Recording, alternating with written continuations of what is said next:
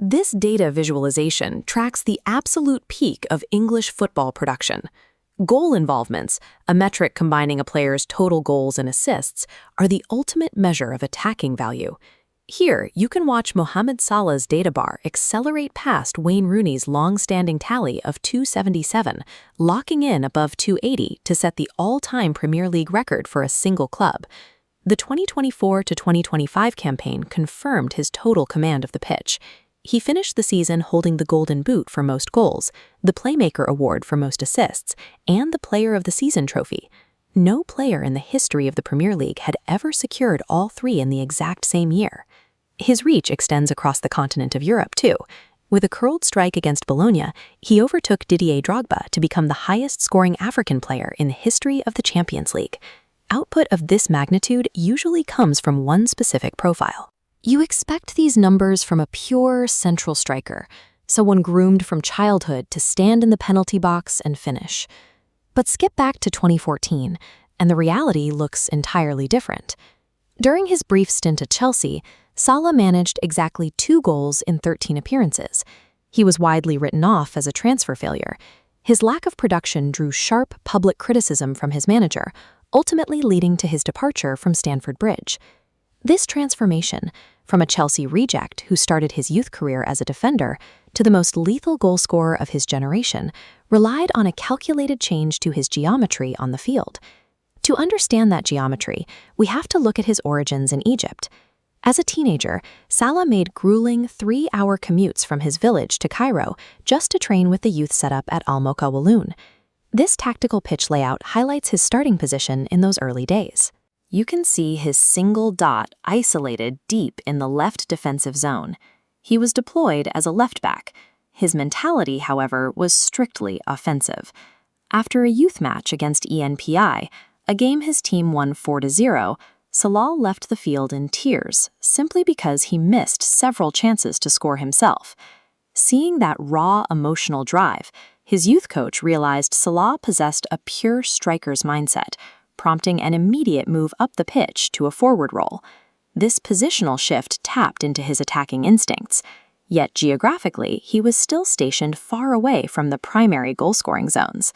His raw, line-breaking speed eventually earned him a move to Europe. At the Swiss club Basel, he was utilized primarily as a traditional winger, tasked with running fast down the outside. This pitch graphic reveals the problem he faced next at Chelsea. The rigid tactical system kept his movement heavily restricted to the extreme wide right edge of the field. By hugging the touchline, he was completely neutralized as a direct threat to the goal. A pair of loan moves to Italy helped rescue his trajectory.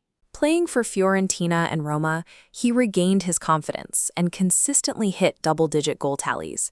Yet he was still operating within the framework of a traditional wide player. Serie A restored his reputation, but to elevate his game to a historic tier, he needed a manager who recognized that keeping his speed on the sidelines was a waste of resources. That manager was Jurgen Klopp. In 2017, Liverpool paid a club record fee to bring Salah back to the Premier League. This tactical diagram illustrates Klopp's critical instruction. He demanded that Salah abandon the wide right touchline entirely, forcing him to shift sharply and diagonally into the center of the penalty box. Watch how this works in practice.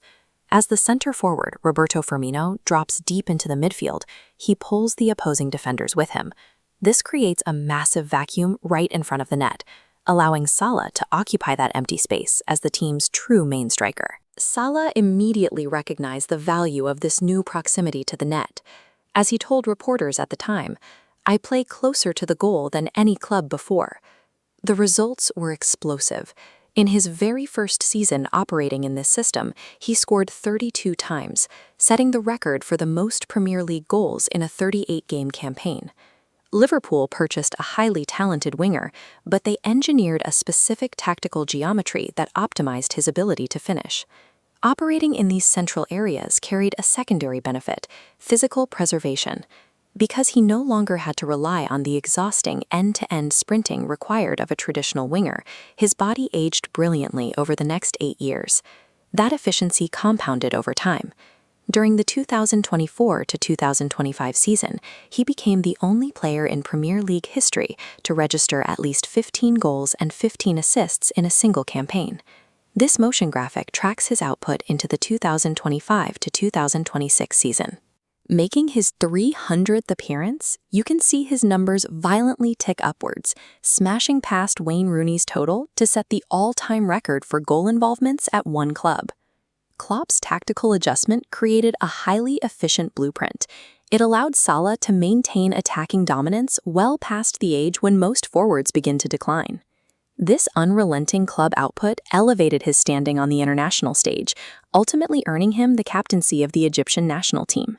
He led his country to World Cup qualification for the first time since 1990 and carried them to multiple Africa Cup of Nations finals, cementing his status as a living symbol of national pride.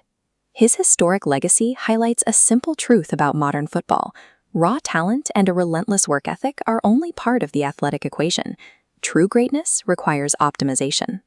Salah reached these heights through a continuous refinement of exactly where he stood on the grass, evolving step by step from a crying left back into the dead center of the opponent's penalty box.